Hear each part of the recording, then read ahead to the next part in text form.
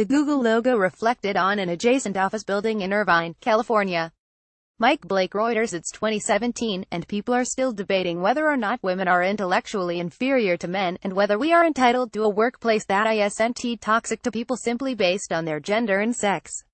The Google employee memo about the apparent harms of diversity policies in Silicon Valley is both a shocking news story for the general public and for many women and gender minorities, especially of color, working in science, technology, engineering, mathematics, and medicine, a banal sign of normalcy. At least science is helping us make progress, right? Science is sold to us as an almost holy, objective pursuit, a pure endeavor, a way of pursuing truth and only truth.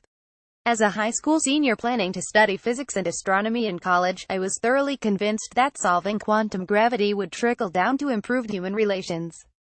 Of course, I was adorably naive about both the difficulty that quantum gravity presented us. We've made little progress in the 18 years since I started university, and about the relationship between science and humanity's various imperfections. My education as a scientist did little to disabuse me of this simple view of science as a great unifier, as an objective means of distilling information. When skeptical members of my family argued that physics was dangerous because of nuclear weapons, I pointed out that it wasn't science that was the problem, but rather how people used it. But nowhere is it more evident that this perspective is flawed than when we consider the uses and abuses of evolutionary biology and its sibling, evolutionary psychology. It is impossible to consider this field of science without grappling with the flaws of the institution, and of the deification of science itself. For example, it was argued to me this week that the Google memo failed to constitute hostile behavior because it cited peer-reviewed articles that suggest women have different brains. The well-known scientist who made this comment to me is both a woman and someone who knows quite well that peer-reviewed and correct are not interchangeable terms. This brings us to the question that many have grappled with this week. It's 2017, and to some extent scientific literature still supports a patriarchal view that ranks a man's intellect above a woman's.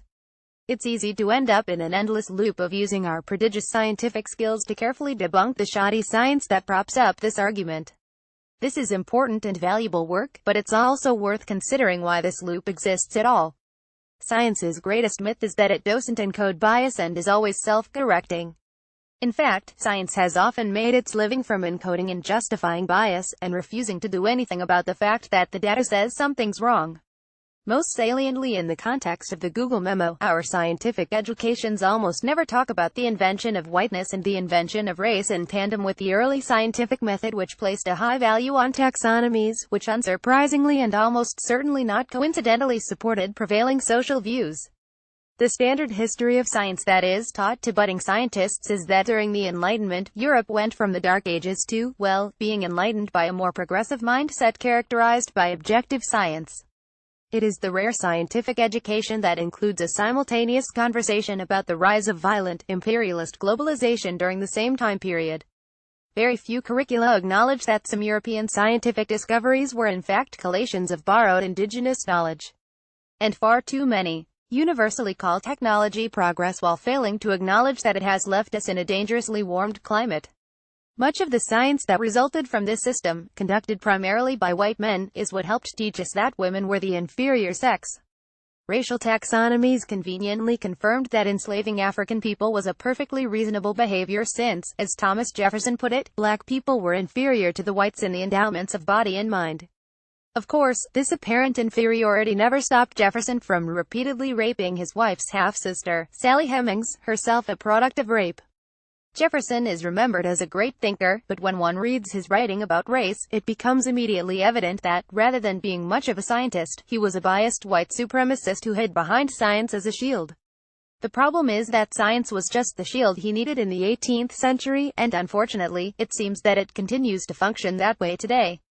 In other words, pseudoscience has always been a core feature of post-Enlightenment scientific knowledge, and it remains that way because scientists refuse to integrate contemporary science, technology, and society studies research into university curricula. And so too many of us get out of school and end up in a world where we are suddenly forced to grapple with the reality of how science, in practice, is not as objective as we hoped. Enough of us have heard a man, sometimes the president of our college, sometimes our research advisor, express the view that women's brains just work differently and aren't suited to technical skills the way men's are. Non-binary people don't exist, and transgender people are denormalized in these narratives. Women of color listen to white women normalize Europe as the birthplace of scientific intelligence while telling us that our curly hair isn't professional-looking senior men who we would hope could be mentors turn out to be our sexual harassers, and with some frequency, senior women tell us to suck it up and lean in, rather than helping us. Last month, a study of women in astronomy and planetary science led by University of Illinois at Urbana-Champaign professor Catherine Clancy found that women of color especially suffer from hostile working environments. In June, I contributed to a Nature Astronomy feature on gender discrimination in astronomy. As someone on Twitter reminded me last week when I posted a new paper on particle physics, because the authors of the paper are women, based on the results of one featured study in that Nature Astronomy issue, we can expect 10% fewer citations. Google Bro would argue that we ought to consider the possibility that white women and racial minorities simply produce lower quality work, which is why we struggle to be recognized as competent knowledge producers. It's time to turn the tables on this debate. Rather than leaning in and trying endlessly to prove our humanity and value, people like him should have to prove that our inferiority is the problem. Eliminate structural biases in education, healthcare, housing, and salaries that favor white men and see if we fail. Run the experiment. Be a scientist about it.